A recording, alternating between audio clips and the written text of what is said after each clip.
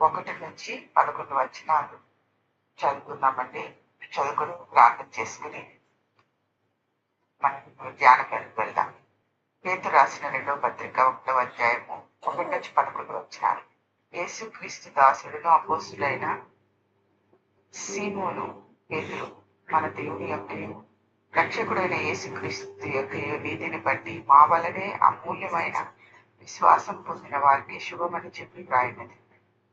తన మహిమను బట్టి గుణాశయమును బట్టి మనల్ని పిలిచిన వారిని గురించిన అనుభవ జ్ఞానం మూలంగా ఆయన దైవశక్తి, జీవనకు, భక్తికి కావలసిన వాటిని అన్నిటినీ మనకు దయచేసినందున దేవుని కూర్చున్నట్టు మన ప్రభు అయిన యేసుని కూర్చున్నట్టునైన అనుభవ జ్ఞానం వలన మీకు కృపయు సమాధానమును విస్తరించును గాక. ఆ మహిమ గుణాతిశయములను బట్టి ఆయన మనకు అమూల్యములను అత్యధికములైన వాగ్దానములను అనుగ్రహించినాడు. దురాశను అనుసరించడం వలన లోకమందున్న ప్రశ్నలను ఈ వాగ్దానముల మూలముగా మీరు తప్పించుకుని దేవ స్వభావం నందు పాలివారన్నట్లు వాటిని అనుగ్రహించను. ఆ హేతు చేతినే మేము మట్టుకు మీరు పూర్ణ జాగ్రత్త గలవారే మీ విశ్వాసమని సద్గుణం నందు జ్ఞానమును, జ్ఞానం నందు ఆశా నిగ్రహం నందు సహనం నందు భక్తిని, భక్తి యందు సహోదర ప్రేమను, సహోదర ప్రేమ యందు దయను అమర్చుకుని ఇవి మీకు కలిగి విస్తరించిన ఎడల అవి మన ప్రభు అయిన యేసుక్రీస్తును గుర్చిన అనుభవ జ్ఞాన విషయంలో మిమ్మను సోమరులైనను నిష్ఫలులైనను కాకుండా చేయను.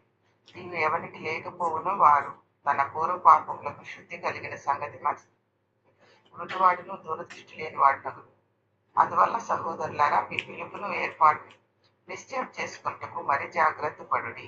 మీరింటి క్రియలు చేయవారైతే ఇప్పుడును తొట్టిల్లరు.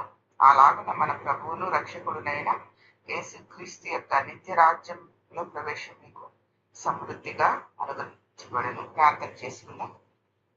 మమ్మల్ని అతిథిగా ప్రేమించిన మా ప్రియ పరలోకపు తండ్రి, ఈ మహోన్నతమైన ఘనమైన నామములకు వేగములకు మహిమ కలుగును గాక. ఉదయకాలం తండ్రి, వాక్యమైన దేవ, మా జీవితానికి ఏది అవసరమో మీకు తెలుసు ప్రభువా. మీరే మాతో మాట్లాడి మమ్మల్ని స్థిరపరచుకుని మమ్మల్ని చేతికి అప్పగించుకొని ఇటువంటి ఆటంకాలు ఆయన రాకుండా మీ కృపా సహాయం కొరగా అడుగుతున్నాం తండ్రి.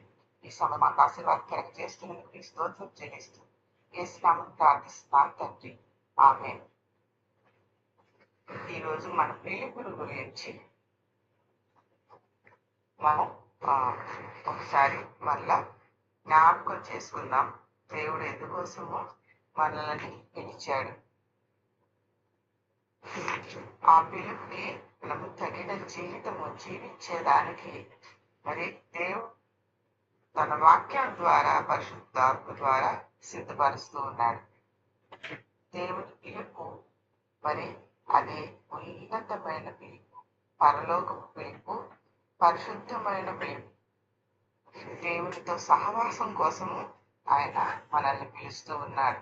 ఆది కాండంలో మనం చూసినట్లయితే తప్పిపోయిన మానవుని ఆదాము హవ్వలు ఏదైతే దేవుడితో సహవాసాన్ని కోల్పోయారో తిరిగి ఆ సహవాసాన్ని యేసుక్రీస్తు ప్రభువారి ద్వారా మనకిచ్చే దానికోసము దేవుడు ఉన్నతమైన సంకల్పంతో ఆయన ప్రణాళిక ఎప్పుడు కూడా మన పట్ల అది క్షేమాభివృద్ధికరమైంది. మన రాబోయే జీవితాలకి అవి హానికరమైంది కాదు. కానీ ఇరిమియా 29:11 చెబుతూ ఉన్నట్లు అవి మేలు కొరకే. మరి మన కొరకు ఆయన నిర్ణయించి మనల్ని పిలుస్తూ ఉన్నాడు. ఎందుకు పిలుస్తూ ఉన్నాడు అంటే ఆయనతో సహవాసం కొరకు. ఈ లోకంలో మనము జీవిస్తూ ఉన్నప్పుడు లోకంలో ఉన్న మరి భ్రష్టత్వం నుంచి తప్పించేదాన్ని పరిశుద్ధమైన దేవునితో మనం సహాయించాలి అంటే మరి యేసుక్రీస్తు ద్వారానే మన పాపాలను కడిగిన తర్వాతే పరిశుద్ధమైన దేవునితో జీవించగలుగుతాం. ఆ పరిశుద్ధమైన దేవునితో ఉన్నప్పుడు మనలో రోజు రోజుకి కూడా ఆయన పరిశుద్ధ స్వభావ గుణ లక్షణాలు, గుణాతిశయములు, ఆయన గుణాలు మనలోని కూడా రావాలి అని చెప్పి మనకి దేవుడు పరిశుద్ధ సంఘంలో మనల్ని పాలిభాగస్తులుగా చేసి పరిశుద్ధ ధనముగా సొత్తుగా ఆయన చేసి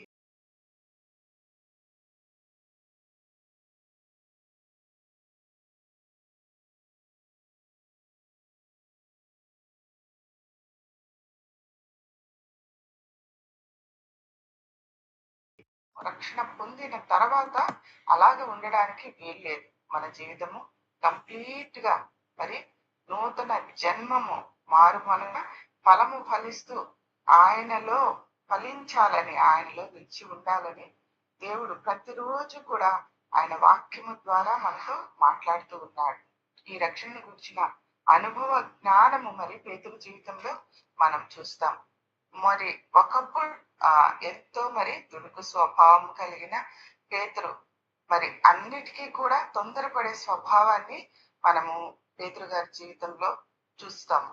తర్వాత యేసుక్రీస్తు ప్రభువారు మరణించి తిరిగి లేచి పునరుత్థానుడైన తర్వాత ఆ పెంతెకొస్తు దినం మరి అప్పుడు పరిశుద్ధాత్మ కృమ్మరింపు తర్వాత ఆయన జీవితము మరి ఏ విధంగా మార్చబడిందో, రక్షణ గురించిన అనుభవ జ్ఞానము మరి ఆయన దినదినాభివృద్ధి పొందుకుంటూ మరి ఆ పరిశుద్ధాత్మ శక్తి ద్వారా యేసుక్రీస్తు ప్రభు వారి కొరకు నిలబడినప్పుడు దేవుడు ఆయన ద్వారా అద్భుత కార్యాలు చేస్తూ వచ్చాడు. మరి ఆయన మరి అటువంటి మరి ఆ అనుభవాలు, యేసుక్రీస్తు ప్రభు వారితో కలిసి నడిచిన అనుభవాలు కలిగిన ఆయన మనకు తెలియజేసేది ఏంటి అంటే, మరి మనము పిలుపుకు తగిన జీవితము జీవించాలి, మనలో దినదినాభివృద్ధి, ఆయన క్రీస్తు స్వారూప్యము మనలో కనిపించాలి అని వాక్యము ద్వారా ఏ లక్షణాలు మనలో ఉండాలో ఆయన తెలియజేస్తూ వచ్చాడు.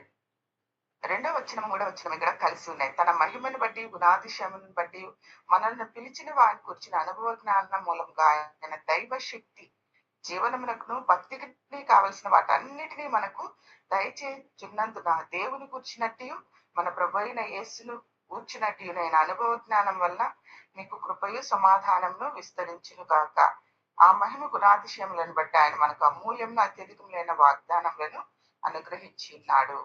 అనేక సార్లు మనం వాగ్దానాలు ఎందుకు మరి తీసుకుంటాము అంటే, మరి మన ఇరుకుల్లో ఇబ్బందుల్లో ఆ వాగ్దానాలను చూసి బలము పొందేదానికి, ఆ వాగ్దానం చూసి తొట్టిల్లకుండా దేవుడు నాకు సహాయం చేసేవాడు, నాకు వాగ్దానం చేశాడు, నన్ను బలపరుస్తుంది ఈ వాగ్దానము అని అనుకుంటాం. అది కరెక్టే. మనము నిరాశ నిస్పృహలో కృంగిన స్థితిలో అనారోగ్యంలో మరి నిందలలో అవమానంలో ఆర్థిక పరిస్థితుల్లో మనం ఇరుక్కున్నప్పుడు నిజమే వాగ్దానాలు మనకి మరి అంత మాత్రమే కాదు, కానీ వాగ్దానాలు ప్రాముఖ్యంగా ఎందుకు ఇవ్వబడ్డాయి అంటే ఈ లోకంలో ఉన్న భ్రష్టత్వం నుంచి తప్పించేదానికని ఇక్కడ పేతురు గారు మరి మనకి తెలియజేస్తూ ఉన్నాడు. లోకంలో మరి లోకాధికారి మరి శరీరాశ, లోకపు డంబము, జీవపు డంబము, నేత్రాశ, శరీరాశ వీటన్నిటి నుంచి విడిపించేదానికి మనకు మరి మనము వాటిని జయించలేము. కానీ దేవుని వాక్యము ఈ యొక్క వాగ్దానాలను జ్ఞాపకం చేస్తుంది. ఇదిగో నువ్వు దేవునికి సంబంధించిన బిడ్డవి, ఆయన నిన్ను కొన్నాడు, నువ్వు పరిశుద్ధ జనము, పరిశుద్ధ దేవుని సొత్తు, నువ్వు దేవుని రాజ్యము అని చెప్పి ఆ వాగ్దానాలని మనకి గుర్తు చేస్తూ ఉన్నప్పుడు భ్రష్టత్వం నుంచి కాపాడబడేదానికి, ఆ పాప మాలిన్యము, లోక మాలిన్యము మనల్ని అంతకుండా కాపాడేదానికి మనకి ఆ వాగ్దానాలు ఇవ్వబడినట్లు ఇక్కడ మనకి జ్ఞాపకం చేస్తూ ఉన్నాడు. కాబట్టి వాగ్దానాలు కేవలం ఆత్మీయంగా మనల్ని బలపరచబడడం మాత్రమే కాదు, ఆ లోకము యొక్క భ్రష్టత్వము మనకి అంటకుండా సాతాను పీడితల నుంచి తప్పించబడేదానికి వాగ్దానాలు మనకి ఇవ్వబడినట్లుగా దైవ శక్తిలో పాలిభాగస్సులు. దైవ శక్తి అంటే ఏంటంటే, దైవ శక్తి అంటే మనం ఏదో అద్భుతాలు చేసేదే అనుకుంటాం కదా, స్వస్థత వరాలు లేకపోతే ప్రవచన వరం, ఇవన్నీ ఆత్మీయ వరాలు మనం చూస్తాం. ఆ దైవశక్తి అంటే అనేక సార్లు మనము అదే అనుకుంటాం.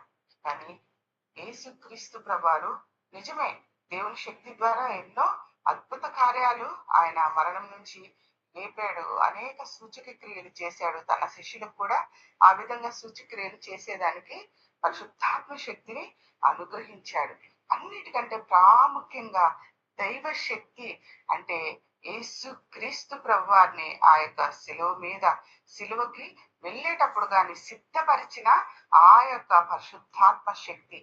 దేవుడు ఏవైతే మరి ఆది కాండం నుంచి తనను గూర్చిన ప్రవచనాలన్నీ కూడా నెరవేర్చేదానికి, దైవ చిత్తాన్ని నెరవేర్చేదానికి దేవునితో అంటుకట్టి ఆయన స్వరాన్ని వింటూ ఈ లోకంలో భూమి మీదే ఉన్న ఒక మరి మెట్రో ట్రైన్ ట్రైన్ కానీ ఎలక్ట్రిక్ చూసినట్లయితే అవి పటాల మీద వెళ్తాయి. కానీ ఆ ఎలక్ట్రిక్ ఆ వైర్స్ కి అవి కనెక్ట్ అయి ఉంటాయి. మరి ఆ పవర్ ఉన్నంత వరకే అవి ఈ పటాల మీద నడుస్తుంటాయి. అంటే భూమి మీద మనము జీవిస్తూ ఉన్నా కూడా పరలోకపు ఆ యొక్క స్వరము ఆదేశానుసారంగా లోకంలో ఆ శక్తితో కూడిన జీవితాన్ని మనం జీవించవలసిన వారుగా ఉన్నాం. యేసుక్రీస్తు ప్రభువారి జీవిత విధానమే మరి ప్రాముఖ్యంగా మనకి మాదిరికరంగా ఉంటుంది. ఆయన ఈ భూమి మీద శరీరధారిగా పాప శరీర స్వభావంలోనే ఆయన పుట్టాడు.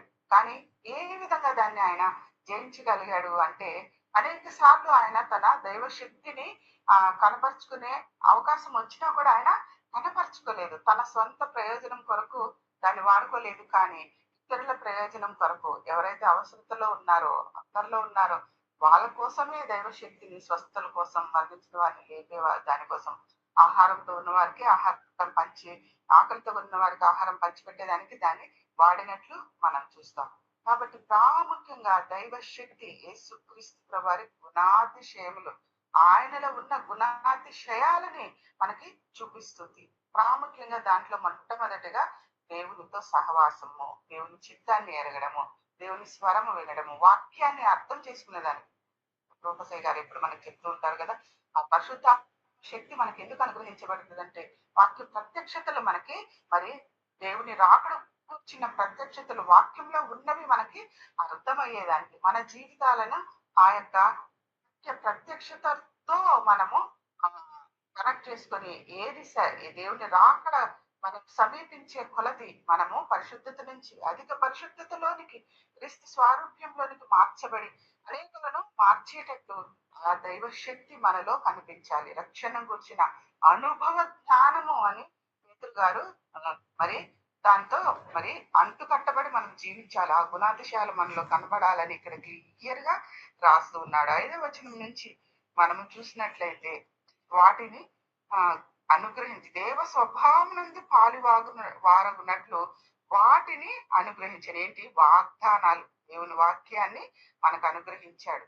ఆ వాగ్దానాలు మనం చదువుతున్నప్పుడు దైవ శక్తి రోజు క్రీస్తు స్వారూప్యంలో మనము అనుభవ జ్ఞానము కలిగి జీవించేదానికంటే మునుపు కోపంగా ఉన్నాడేమో పేతురు గారు, మునుపు దుడుకు స్వభావం కలిగి ఉన్నాడేమో, అనాలోచితంగా మాట్లాడేయడం, నేను నీ కొరకు మరి మరణించేదానికైనా సిద్ధమే, నేను నిన్ను విడిచి వెళ్ళను అన్న ఆయన మరి ఒకవేళ ఆ యొక్క సిలువకు ఆయన తీసుకువెళ్ళేటప్పుడు ఆ చిన్నది గుంపుతో పేతురు అని చెప్పినప్పుడు అలాగా దేవుడు హెచ్చరించినా కూడా మరి తన యొక్క శక్తితో జయించలేక ఆయన తర్వాత యేసయ్య ఆయన చూసినప్పుడు పశ్చాత్తాపడినట్టు తన మరి స్వభావం అని ఆయన గుర్తించినట్టు, తొందరపడే స్వభావం, అది శరీర స్వభావం, జీవపు డంబంతో మరి పలికిన మాటలు.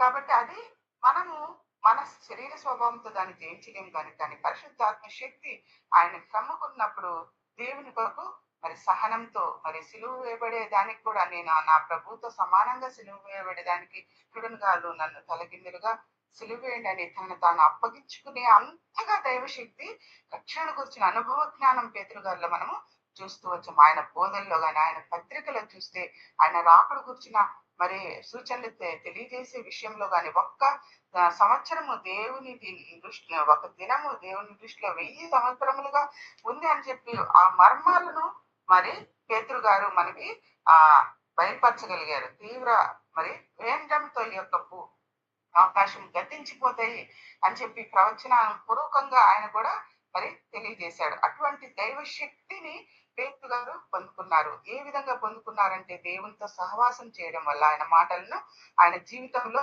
మరి పాటించడం ద్వారా ఆయనకి అనుభవ జ్ఞానము దైవ శక్తిలో పాలుభాగస్తుంది. ఈ అనుభవం ఏంటి అంటే మరి నిందించినప్పుడు దూషించినప్పుడు యేసుక్రీస్తు ప్రభువారు తనను తాను అప్పగించుకొని వాళ్ళని క్షమించేదానికి.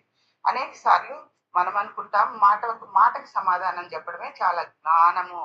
మరి వాళ్ళు మరి మనల్ని వినిపిస్తున్నప్పుడు వాళ్ళ నోరు మూసివేయడం, అట్లాగా మనం కూడా ఎదురు మాట్లాడితే అది మనము చాలా జ్ఞానము లేకపోతే శక్తి, తెలివి అని అనుకుంటుంటాం. కానీ దాన్ని ఓర్చుకునేది దైవశక్తిగా ఉంది. యేసుక్రీస్తు వారి జీవితమే మరి శిష్యులందరి జీవితమే మనకి ఆ లక్షణాలు దైవశక్తి అంటే ఏంటో మనకు చూపిస్తుంది. మరి ఒక చిన్న పిల్లవాడు కూడా తిరుగుబాటు స్వభావంతో తనని మరి కొట్టే వాళ్ళని తిరిగి రెబెల్లెస్ గా ఉండేదానికి మరి ఆ పాప స్వభావము ఆ ప్రేరేపిస్తుంది. కానీ సహనము ఆ యొక్క మరి శక్తి ఉండి కూడా మనల్ని అనవసరంగా నిందించే వాళ్ళని క్షమించేదానికి, అనవసరంగా మనల్ని ఇబ్బంది పెడుతున్న వాళ్ళని దేవుని నామము నిమిత్తము ఇప్పుడు మనము వెళ్తున్న పరిస్థితుల్లో మణిపూర్ ఇటువంటి రాష్ట్రాల్లో ఉత్తర భారతదేశంలో సేవకులు వాళ్ళు ఆ విధంగా గ్రామ బహిష్కరణ చేయబడుతున్నారు, హింసించబడుతున్నారు. అనవసరంగా వాళ్ళ మీద కేసులు పెట్టి కస్టడీలోకి తీసుకుంటున్నారు. ఎందుకోసం వాళ్ళు ఆ విధంగా హింసించబడుతున్నారంటే కేవలం యేసు నామం నిమిత్తమే. వాళ్ళకి మరి శక్తి ఉన్నా కూడా వాళ్ళు అప్పగించుకుంటున్నారు యేసు నామం నిమిత్తం. అది దైవ శక్తిగా క్రీస్తు స్వభావంలో వాళ్ళు పాలిభాగస్తుల అవుతున్నారు. ఎందుకంటే వాళ్ళు ప్రకటించే సువార్తకి లోబడి తమను తాము అప్పగించుకుంటున్నారు. ఆ వాగ్దానాలను బట్టి దేవుడు ఆ విధంగా తమ శిష్యులని మరి సహనంతో ఇక్కడున్న గుణ లక్షణాలని పేతురు గారు చక్కగా వివరిస్తున్నారు. అవి దినదినాభివృద్ధి మనలో పొందాలని పరిశుద్ధాత్మ దేవుడు మనకు కూడా వాటిని జ్ఞాపకం చేస్తూ ఉన్నాడు. ఉదయ కాలంన 5వ వచనం నుంచి మనము వాటిని చదువుకుని ముగించుకుందామండి. ఈ హేతువు చేతనే మీ మట్టుకు మీరు, ఎందుకు మనకి ఉదయకాలము ఈ మార్నింగ్ మన ద్వారా దేవుడు ఈ పేతురు గారి జీవితం ద్వారా దైవ శక్తిని గురించి మనకు కూడా తెలియజేస్తున్నాడంటే మనలో కూడా ఆ యొక్క స్వభావము గుణాతిశయాలు, అతిశయించదగిన గుణాలు ఏంటి అంటే మరి సహనం ఇవి చెప్తున్నాడు. పూర్ణ జాగ్రత్తగా మీ మట్టుకు మీరు పూర్ణ జాగ్రత్త గలవారే మీ విశ్వాసం నందు సద్గుణం. మనం యేసుక్రీస్తు ప్రభు నందు విశ్వాసం ఉంచిన వెంటనే మనము మంచి గుణం, ఒకప్పుడు పాత గుణం ఏంటంటే అతిశయించే గుణం. కానీ యేసుక్రీస్తు ప్రభు వారి యందు విశ్వాసం ఉంచిన తర్వాత, ఆయన సొంత రక్షకునిగా మనము అంగీకరించిన తర్వాత మనలో సద్గుణము, ఆ సద్గుణం అంటే దీర్ఘశాంతం, దయాళుత్వం, మరి ఇవన్నీ కూడా కనిపించేది. సహనము, ఓర్పు, తగ్గించుకునే స్వభావం, సాత్వికమైన స్వభావము, ఇవన్నీ కూడా సద్గుణాలు. ఈ సద్గుణం నందు జ్ఞానం అలాగ తగ్గించుకుని మనము జీవిస్తూ ఉన్నప్పుడు సాత్వికమైన జీవితము, మంచి గుణ లక్షణాలు మనము చూపిస్తూ ఉన్నప్పుడు అది జ్ఞానము కలిగి మన జీవితాన్ని ఇతరులకి మనము జ్ఞానం కలిగిన వాళ్ళముగా జీవిస్తున్నాము అని చెప్పి తెలియజేస్తుంది. జ్ఞానమునందు ఆశా నిగ్రహము. ఈ జ్ఞానం అనేక సార్లు ఉప్పొంగి మనము పోయేదానికి అవకాశం ఉంది, మనకు ఇచ్చిన జ్ఞానమును బట్టి, ఆశీర్వాదాలను బట్టి. కానీ అయితే దైవశక్తి ఏంటి అంటే ఈ లోకంలో ఉన్న వాళ్ళు జ్ఞానంతో ఉప్పొంగే స్వభావము, అతిశయించే స్వభావము కలిగిన ఈ జ్ఞానము మనకి దేవుడిచ్చే జ్ఞానము అనుభవంతో, రక్షణ అనుభవము ఏది గుణాతిశయాలను మనకి ఇస్తుందంటే ఆశా నిగ్రహాన్ని ఇస్తుంది. జ్ఞానం కలిగి ఉన్నా కూడా ఆశా నిగ్రహంతో దాన్ని ఎక్కడ మనము వాడాలో మనము ఆ ఆశా నిగ్రహం కలిగి జీవిస్తాం. తర్వాత ఆశా నిగ్రహమునందు సహనము మనకి వచ్చేస్తుంది. మనం నిగ్రహించుకున్నప్పుడు మనకి ఆటోమేటిక్ గా అది ఎంతో పేషెంట్ మనలో ఉన్నట్టు ఇతరులు మనం చూడగలుగుతాం. మనము ఆ శక్తిని మనము కూడా గ్రహించగలుగుతాం. ఆ సహనం నందు భక్తిని, భక్తి ఎందు సహోదర ప్రేమ, సహోదర ప్రేమ ఎందు దయను అమర్చుకునండి. ఈ గుణ లక్షణాలు, ఈ దైవ శక్తి, ఇది మామూలు స్వభావం కాదు. శరీర స్వభావం అంటే శరీర కార్యాలు మనకి గలతీయులకు రాసిన పత్రిక 5వ అధ్యాయము 19-18 వచనాలు స్పష్టంగా ఉన్నాయి. శరీర కార్యాలు ఏంటో ఆత్మ ఫలము కూడా అక్కడ 21వ వచనంలో మనకు స్పష్టంగా ఉంది. కాబట్టి మనము శరీరాను దైవ శక్తిలో పాలివాగస్తులు అని పిలువబడేదానికి, దేవుని బిడ్డలము, దేవుని శిష్యులం అని పిలువబడేదానికి, మనల్ని మనం చెక్ చేసుకునేదానికి కొలబద్ద ఏంటి అంటే అనేక సార్లు యేసుక్రీస్తు ప్రభువారి ఆ స్వారూప్యమే మనలో ఆత్మీయంగా మనం ఎంతవరకు ఎదిగామో, రక్షణ గురించిన అనుభవ జ్ఞానం మనం ఎంతవరకు ఉంది అని చెప్పి యేసుక్రీస్తు ప్రభువారి గుణాతిశయాలు, ఆయన స్వారూప్యము మనలో ఉందా లేదా అని చెప్పి దేవుడు మనల్ని వాక్యము ద్వారా సంధిస్తూ క్రీస్తు స్వారూప్యంలోకి మారుస్తూ ఉన్నాడు. కాబట్టి ఇక్కడ యేసు 8వ వచనంలో మనం చూస్తే, విస్తరించిన యెడల అవి మన ప్రభువైన యేసుక్రీస్తును గురించిన అనుభవ జ్ఞాన విషయం మిమ్మును సోమరులైనను నిష్ఫలులైనను కాకుండా చేయును.